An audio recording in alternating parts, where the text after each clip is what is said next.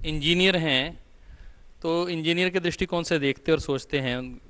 आप सब लोगों ने, हमने भी देखा होगा इन सारी न्यूज़पेपर्स को, पर उनके देखने का एक अलग अंदाज है। उसके अंदर जो षड्यंत्र है, उसके अंदर जो नेगेटिविटी है, जो योजनाबद्ध तरीके से परोसी जा रही है, उसके ऊपर उन्होंने अपना ध्यान आकृष्ट किया। तो एक बार आप सबकी ओर से आदरणीय भाई राकेश जी का बहुत बहुत अभिनंदन।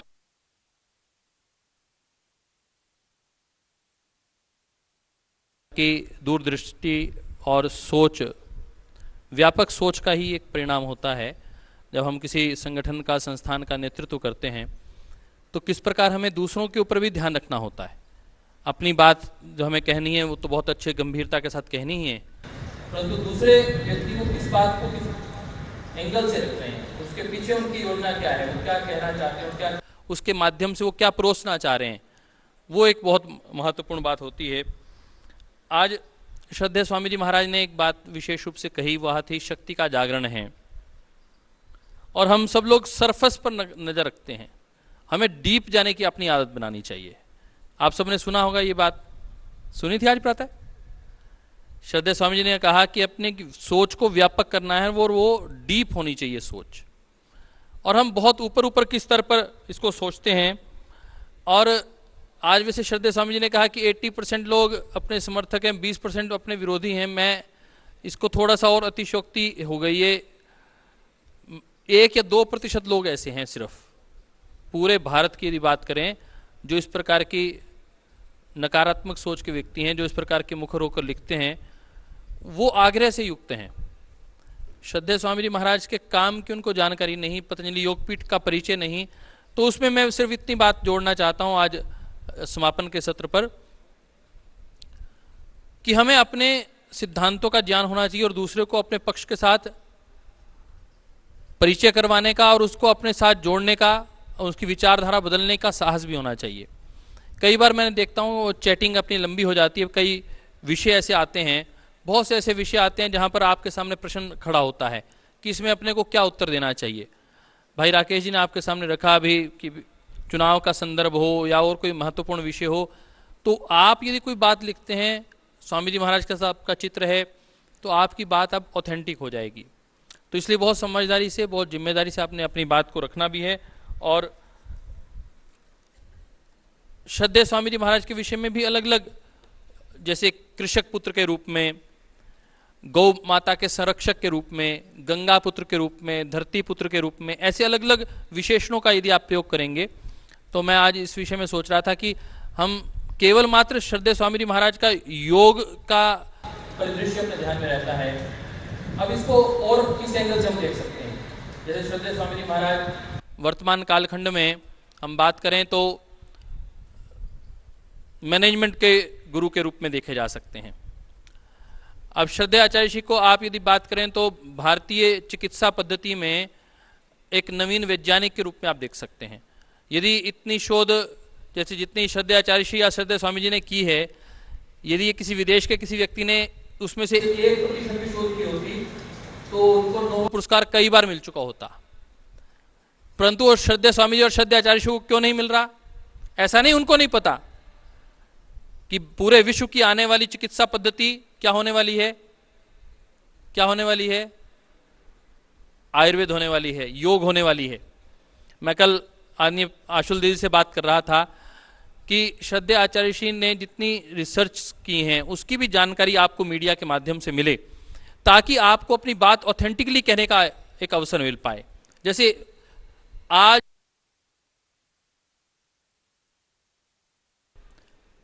फूड सप्लीमेंट के रूप में परोसा जाता है, आपको शायद जानकारी नहीं है। आप यहां से भारत की मेडिसिन बाहर नहीं भेज सकते, बाहर उसको विक्रय नहीं कर सकते, उसकी शॉप और उसका आप व्यक्तिगत अपनी अटैची में लेके तो जा सकते हैं, परंतु उसकी मार्केटिंग वहां नहीं कर सकते। क्यों? क्योंकि वहां के लोगों का मानना है कि यह अप्रयोगात्मक अपनी सोच से घड़ी हुई आयुर्वेद की दवा है, इसका कोई परीक्षण नहीं है, इसका लाभ का कोई जानकारी नहीं, कोई एविडेंस नहीं, इसका नुकसान ज़्यादा हो सकता है। इस सोच के साथ उन्होंने उसको फूड सप्लीमेंट के रूप में सिंगल ड्रग को अप्रूव किया है कि एक औषध, एक तत्व की बनी हुई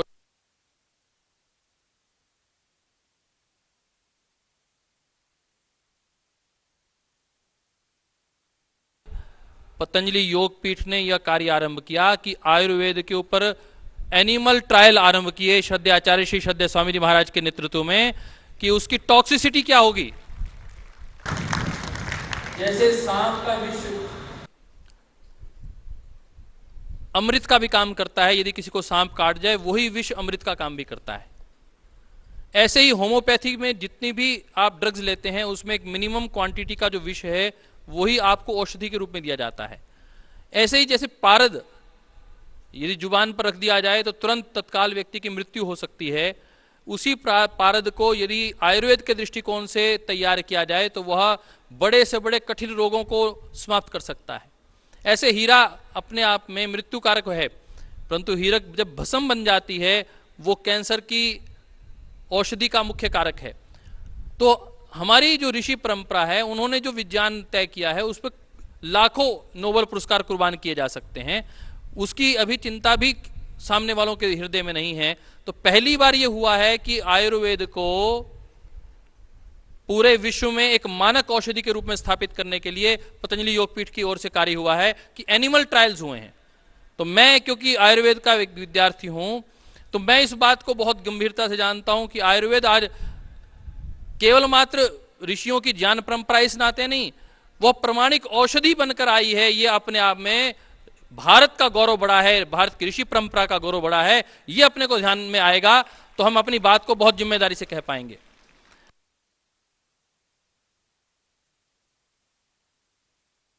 कुछ लोग द्वंद्व में आने लग जाते हैं। आने वाला समय एक ऐसी औषधि प्रणाली का है जहां सब औषधियां मिलकर ब्लेंड ऑफ ऑर्गेनाइज्ड मेडिसिन्स के साथ ये ऐसी मेडिकल पैथी के रूप में काम करेंगी जहां आयुर्वेद का भी प्रयोग होगा, जहां नेचुरोपैथ का प्रयोग भी होगा, जहां एलोपैथ का प्रयोग भी होगा, परंतु किसके हित में होगा? पेशेंट के हित में होगा। यदि उसको आवश्यकता इस वक्त एलोपैथ की उसको एलोपैथ दिया जाएगा, यदि उसको इस वक्त आवश्यकता आयुर्वेद की तो आयुर्वेद दिया जाएगा। तो अपनी जो बड़ी फॉलोअरशिप है वो हेल्थ के ऊपर डिपेंडेंट है। तो हेल्थ के साथ जो श्रद्धेय स्वामी जी श्रद्धेय आचार्य श्री के जो टिप्स आते हैं उन टिप्स को हम यदि थोड़ा थोड़ा जैसे रेखांकित कर देते हैं, आजकल जैसे समय आने वाला है डेंगू का, तो डेंगू नील नाम से एक अपनी औषधि आने वाली है। जैसे गिलोय, भाई राकेश जी कहा करते थे मुझे हर साल बुखार होता था, परंतु मैं जब से मैंने गिलोय खानी शुरू की है तब से मुझे बुखार होना बंद हो गया। तो ये बात बहुत महत्वपूर्ण है। तो अपने कुछ लोगों के ऐसे हम इंटरव्यूज, जैसे हम सब लोग योग से जुड़े हुए हैं, आयुर्वेद से जुड़े हुए हैं, किसी को कोई लाभ होता है योग से, मान लिया कि उसने डायबिटीज अपनी ठीक की है, कैंसर ठीक किया है, तो आधे मिनट का 30 सेकंड का उसका इंटरव्यू यदि हम अपलोड करते हैं तो इसे कहते हैं डॉक्यूमेंटेशन। और ये जो अपने आप में एक व्यक्ति का एफिडेविट जा रहा है कि मुझे ये औषधि लेने से ये लाभ हुआ, इसका बहुत टेस्टिमोनियल कहते हैं इसको शब्द हम। तो ये टेस्टिमोनियल जो पर्सनल टेस्टिमोनियल है इसकी बड़ी महत्व है। जब 500,000 लोग इसको सुनेंगे कि मेरा नाम ये है, मैं यहाँ रहता हूँ, मेरा फ़ोन नंबर ये है, मुझे ये रोग था और इस औषधि से मेरा ये रोग समाप्त हो गया, तो एक बहुत बड़ा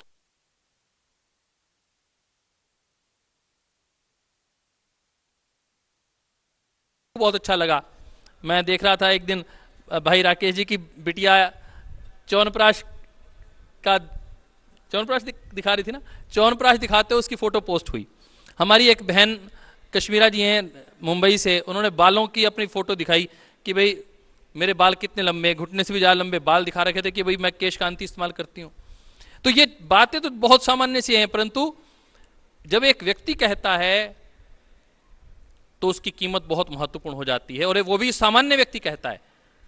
अभी पिछले दिनों हमारे एक मुस्लिम भाई यहाँ आए, वो अपने साथ बहुत जुड़े हुए हैं।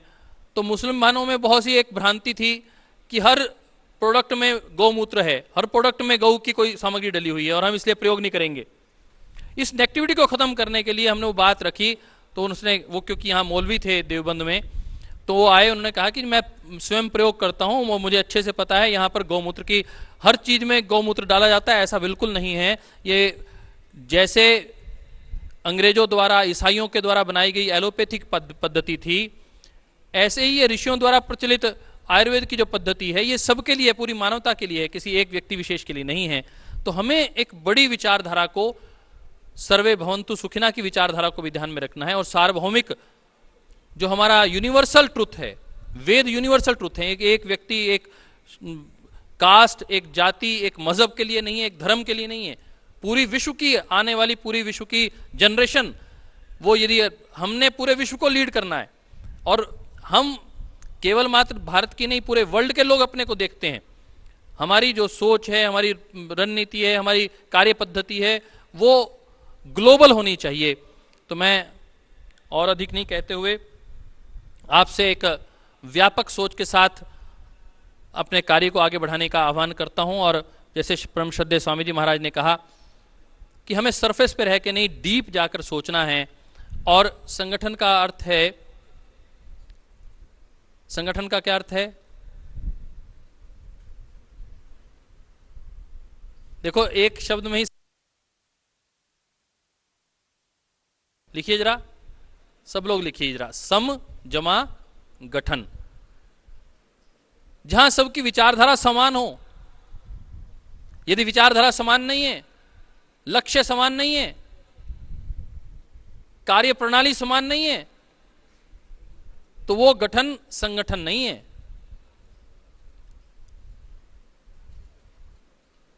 संगठन माने एक सोच, एक विचारधारा, एक लक्ष्य लेकर जहां कार्य किया जाता है। और व्यक्ति और भीड़ में क्या अंतर है? व्यक्ति अपनी मर्जी से कुछ भी कर सकता है, जब मर्जी अपने घर में जाए भोजन कर सकता है, परंतु जब संगठन में है तो एक निश्चित समय होता है उसका।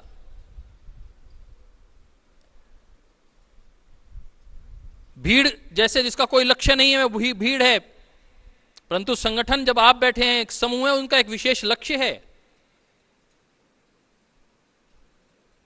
भीड़ तमाशा देखती है और संगठन समाधान देता है। तो आपको अपने जीवन में ध्यान रखना है कि हमें भीड़ का हिस्सा नहीं बनना है, हमें संगठन के साथ जुड़ना है। और अंत में इतनी बात कहता हूं, जैसे 1 करोड़ रुपए की गाड़ी 80 रुपए लीटर पेट्रोल से चलती है, 1 करोड़ रुपए की गाड़ी में यदि वो 80 रुपए लीटर का पेट्रोल ना हो तो बोलो 1 कदम भी चल सकती है क्या? हाँ या ना? नहीं चल सकती। ऐसे ही 1 रुपए का, 10 रुपए का, 10 रुपए में तो खैर आजकल मोबाइल नहीं आता। मोबाइल यदि 10,000 का हो या 1 लाख रुपए का, परंतु यदि वहां पर कनेक्शन नहीं है, इंटरनेट के साथ वो जुड़ाव नहीं है, तो बोलो उसकी कोई उपयोगिता है क्या? यदि आपके पास मोबाइल अच्छा है परंतु कनेक्टिविटी नहीं है, तो उसकी कोई कीमत है क्या? नहीं है। बस इतनी बात ध्यान में रखिएगा कि कनेक्टिविटी में जो व्यक्ति रहता है उसकी ही कीमत है, और संगठन इसी का नाम है। हमें कनेक्टिविटी में रहना है, अपने आप हमारी कीमत हो जाएगी। हम जिस भी चीज को चाहेंगे वर्ल्ड पे पहुंचा सकते हैं। यदि आज हमने ये तय कर लिया कि हमने आज योग को तय कर लिया कि आज हम गौ रक्षक श्रद्धेय स्वामी जी महाराज, गंगा पुत्र स्वामी जी महाराज, धरती पुत्र श्रद्धेय स्वामी जी महाराज, ऐसे यदि कुछ टैग शब्दों को हम हाईलाइट करेंगे तो अगले दिन पूरे विश्व की ध्यान उस पर पहुंचेगा ही पहुंचेगा। हमने यदि आज टैग कर लिया कि सोशल योगी, ये शब्द पूरे विश्व तक पहुंचना चाहिए, तो आप सब लोगों ने मेहनत की। अभी वो ट्रेंड फेसबुक पे हुआ है, यदि आप चाहेंगे तो यही ट्रेंड आप ट्विटर पे भी कर सकते हैं। तो ट्विटर पे प्रयास करिए सब लोग, यदि सोशल योगी के नाम से आज एक हैशटैग करके सब लोग अपना एक ट्वीट करेंगे, तो मुझे लगता है आज ये भी ट्रेंड हो जाएगा। तो हम संगठन में जब जुड़ते हैं और कनेक्टिविटी से होते हैं, एक लक्ष्य के साथ चैनलाइज होकर काम करते हैं, तो हम बड़े लक्ष्यों को पूरा प्राप्त कर सकते हैं। संगठन और व्यक्ति में एक और बड़ा अंतर है, व्यक्ति छोटे कार्यों को लक्ष्य लेके कर सकता है, परंतु संगठन यदि तय कर ले तो बड़ी बड़ी नीतियां, राष्ट्र का परिवर्तन और राष्ट्र की सत्ता, राष्ट्र की धर्म शक्ति अर्थशक्ति, अर्थव्यवस्था, शिक्षा व्यवस्था, उसके परिवर्तन को भी, उसके मानक तय कर सकता है, उनकी नीतियों का निर्धारण करने में, अंकुश लगाने में भी बड़ी भूमिका निभा सकता है। इसलिए आइए संगठन से जुड़ें और संगठन के निर्देशानुसार अपने जीवन को आगे अग्रसर करें। इतनी बात कहते हुए धन्यवाद। जय हिंद, जय भारत।